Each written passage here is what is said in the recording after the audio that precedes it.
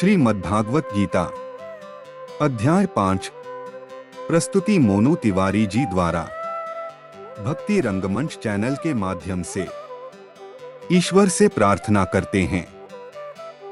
ठाकुर जी से राधा रानी से प्रार्थना करते हैं। सर्वप्रथम उनकी आज्ञा लेते हैं। हे ठाकुर जी, हे राधा रानी, हे कृष्ण कन्हैया, आपके चरणों में कोटि कोटि प्रणाम।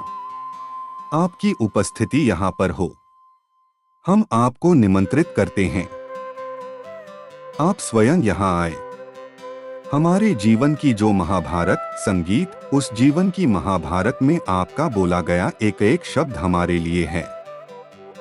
वह कार्य करें कि हम सारी समस्याओं से परे चले जाएं, सारे संकट दूर हो जाएं और इस महाभारत पर विजय प्राप्त करें।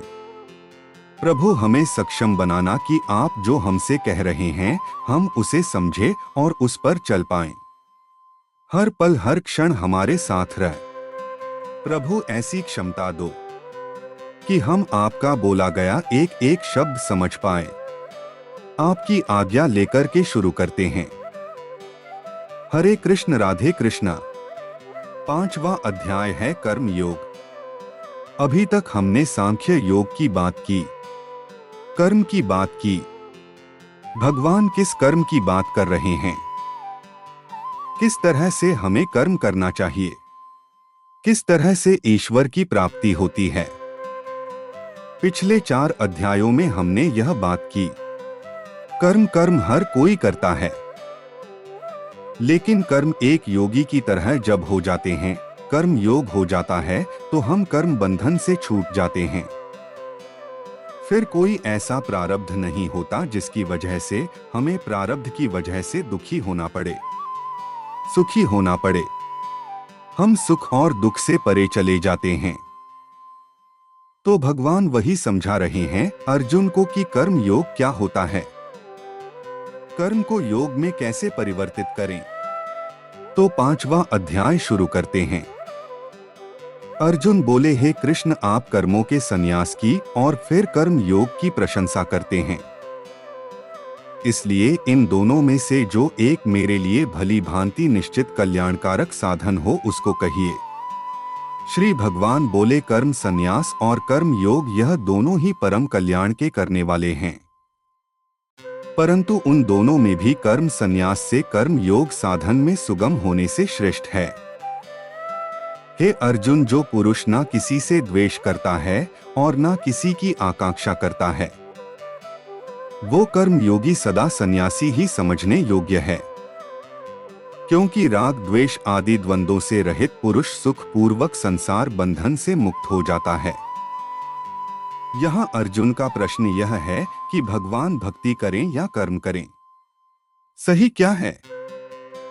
भक्ति योग या कर्म योग मतलब संन्यास ले जीवन से तो आपको प्राप्त कर सकते हैं, या कर्म करते हुए। तो इनमें से उचित कौन सा है? और भगवान कर्म को ही भक्ति बनाने की बात कर रहे हैं। जब कर्म योग हो जाता है, योग के द्वारा कर्म होता है, तो भक्ति में परिवर्तित हो जाता है। तो भगवान कहते हैं, हे अर्जुन, जो पुरुष ना किसी से द्वेष करता है और ना किसी की आकांक्षा रखता है, वो कर्म योगी सदा सन्यासी ही समझने योग्य है। ऐसा व्यक्ति जो कर्म करते हुए किसी से किसी प्रकार का द्वेष नहीं रखता है, किसी से किसी प्रकार का लालच नहीं रखता है, कोई अपेक्षा नहीं रखता है, कोई उपेक्षा नहीं करता है, ऐसा व्यक्ति सन्यासी ही हो जाता है, सन्यासी ही समझने के योग्य है। क्योंकि राग द्वेष आदि द्वंद्वों से रहित पुरुष सुख पूर्वक संसार बंधन से मुक्त हो जाता है। जब वह लाभ हानि से परे चला जाता है, अपमान मान सम्मान इन सब से परे चला जाता है, के बंधन से मुक्त हो जाता है। उपर्युक्त संन्यास और कर्म योग को मूर्ख लोग पृथक पृथक फल देने वाले कहते हैं, ना कि पंडित जन, क्योंकि दोनों में से एक में भी सम्यक प्रकार से स्थित पुरुष दोनों के फल रूप परमात्मा को प्राप्त होता है। ज्ञान योगी द्वारा जो परमधाम प्राप्त किया जाता है, कर्म योगियों द्वारा भी वही प्राप्त किया जाता है। इसलिए जो पुरुष ज्ञान योग और कर्म योग को फल रूप में एक देखता है, वही यथार्थ देखता है। तो आप कर्म करते हुए मेरी भक्ति कर सकते हैं। कर्म करते हुए जब कर्म का मोह उसके फल से आपको कोई वास्ता नहीं रहेगा, आपको कोई लाभ हानि की चिंता नहीं रहेगी। आप सारा कर्म मुझे समर्पित कर दोगे तो वह मेरी भक्ति है। उसका फल भी एक सन्यासी के फल के बराबर प्राप्त होगा। आप उसी तरह से मुझे प्राप्त करोगे जिस तरह से एक सन्यासी प्राप्त करता है। परंतु हे अर्जुन, कर्म योग के बिना सन्यास अर्थात मन, इंद्रिय और शरीर द्वारा होने वाले संपूर्ण कर्मों में कर्तापन का त्याग प्राप्त होना कठिन है। और भगवत स्वरूप को मनन करने वाला कर्म योगी पारब्रह्म परमात्मा को शीघ्र ही प्राप्त हो जाता है। तो जो कर्म करते हुए जो इसको योग बना लेता है, भगवान कहते हैं कि जो अपनी इंद्रियों को वश में कर लेता है और शरीर द्वारा होने वाले संपूर्ण कर्मों का कर्तापन का त्याग प्राप्त कर लेता है कि भाई मैं यह करता ही नहीं हूँ, जो कुछ है यह मैं करता ही हूँ, मेरे ठाकुर जी करते हैं, मेरे कृष्ण करते हैं। सब कुछ त्याग दिया उसने, फल की कोई इच्छा ही नहीं है, समभाव में आ गया है। चाहे सुख आए दुख आए, सब कुछ स्वीकार्य है। जब सब स्वीकार्य भाव में आ जाता है तो शीघ्र प्राप्त परमात्मा को प्राप्त होता है। जिसका मन अपने वश में है, जो जितेंद्रिय एवं विशुद्ध अंतकरण वाला है और संपूर्ण प्राणियों का आत्म रूप परमात्मा ही जिसका आत्मा है, ऐसा कर्म योगी कर्म करता हुआ भी लिप्त नहीं होता। तो ऐसा व्यक्ति जो अपने कर्म को ही भगवान को समर्पित कर देता है, तो उसके कोई प्रारब्ध नहीं होते हैं, किसी तरह के पाप में लिप्त नहीं होता है, उसका कोई ऐसा काम होता ही नहीं है कि जो वो करता है क्योंकि उसने भोगेगा, इस तरह का कुछ नहीं होगा। सीधा परमात्मा को प्राप्त होगा। वे ज्ञानी जन विद्या और विनय युक्त ब्राह्मण में तथा गो, हाथी, कुत्ते और चंडाल में भी समदर्शी ही होते हैं। जब व्यक्ति स्थिति में आता है कि जब वो कर्म योगी हो जाता है, जो कर्म कर रहा है वो भगवान के लिए कर रहा है, परमात्मा के लिए कर रहा है। मतलब जो भी कर्म कर रहा है भगवान को समर्पित कर रहा है, तो उसके लिए जो है ना मित्र, दुश्मन, चांडाल, हाथी, चीता, शेर सब एक समान संभाव में दिखाई देते हैं। के अंदर कोई भेद होता ही नहीं है किसी को लेकर के, क्योंकि वह सबके भीतर ईश्वर को देख रहा होता है, संभाव में आ जाता है। जिनका मन संभाव में स्थित है उनके द्वारा इस जीवित अवस्था में ही संपूर्ण संसार जीत लिया गया है, क्योंकि सच्चिदानंद घन परमात्मा निर्दोष और सम है। इससे वे सच्चिदानंद घन परमात्मा में ही स्थित है। जो संभाव में आ जाता है, जिसके अंदर संभाव आ जाता है, जो किसी के अंदर कोई भेद नहीं देखता, जिसके लिए सबका स्वागत है, स्वीकार्य भाव है, संभाव है, सबको एक नजर से देखता है, ऐसा व्यक्ति जीते जीते हुए शरीर में रहते हुए भी भगवान कहते हैं कि ऐसा व्यक्ति, क्योंकि सच्चिदानंद घन परमात्मा निर्दोष और सम है, इससे वे सच्चिदानंद घन परमात्मा में ही स्थित है। तो ऐसा व्यक्ति जीते जी शरीर के साथ ही मेरे अंदर निवास करता है, क्योंकि वह संभाव में आ जाता है। जो पुरुष प्रिय को प्राप्त होकर हर्षित नहीं हो और अप्रिय को प्राप्त होकर उद्विग्न ना हो, वह स्थिर बुद्धि संशय रहित ब्रह्मवेत्ता पुरुष सच्चिदानंद घन पारब्रह्म परमात्मा में एक ही भाव में नित्य स्थित है।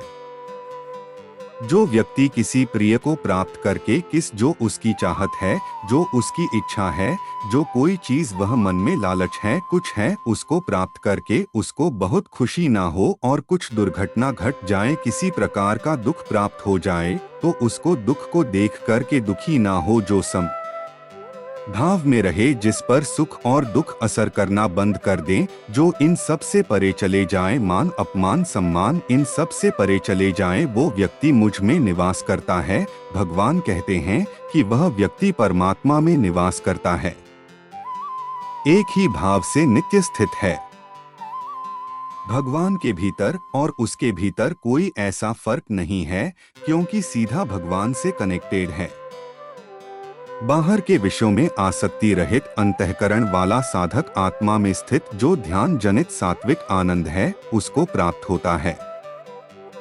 तदंतर वह सच्चिदानंद घन पारब्रह्म परमात्मा के ध्यान रूप योग में अभिन्न भाव से स्थित पुरुष अक्षय आनंद का अनुभव करता है, जो यह इंद्रिय तथा विषयों के संयोग से उत्पन्न होने वाले सब भोग हैं।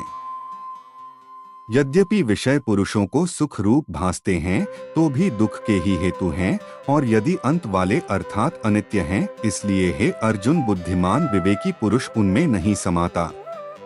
जो इंद्रियों को सुख देने वाले जो भोग हैं, कि चलो आपका सोना भी इंद्रियों को सुख देता, आपका मन करता है सो जाऊं तो सो जाते हूँ, भोजन करना भी इंद्रियों को सुख देता।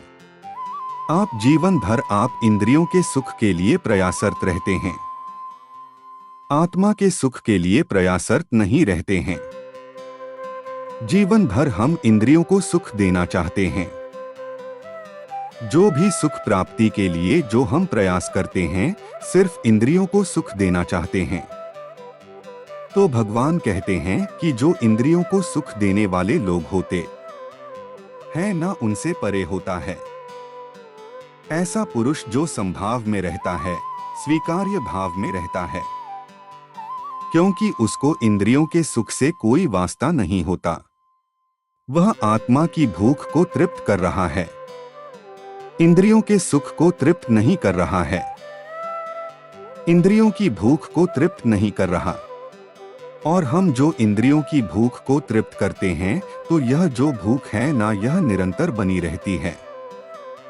थोड़ी देर के लिए तृप्त होगी, फिर जागृत हो जाएगी। थोड़ी देर के लिए सुख मिलेगा, फिर जागृत हो जाएगा। स्थिरता नहीं रहेगी इसमें कभी भी। आप कितना भी धन प्राप्त कर लो, कितनी भी अच्छी गाड़ी ले लो, कितना भी अच्छा घर ले लो, कुछ भी ले लो, आप स्थिर नहीं रहोगे। थोड़े दिन अच्छा लगेगा, उसके बाद फिर वैसे ही हो जाओगे। तो भगवान कहते हैं, स्थिरता रहने के लिए, सुख में स्थिरता रहने के लिए, खुशी सुकून रहने के लिए, चेहरे पर मुस्कुराहट रहने के लिए तुम्हें संभाव में आना पड़ेगा।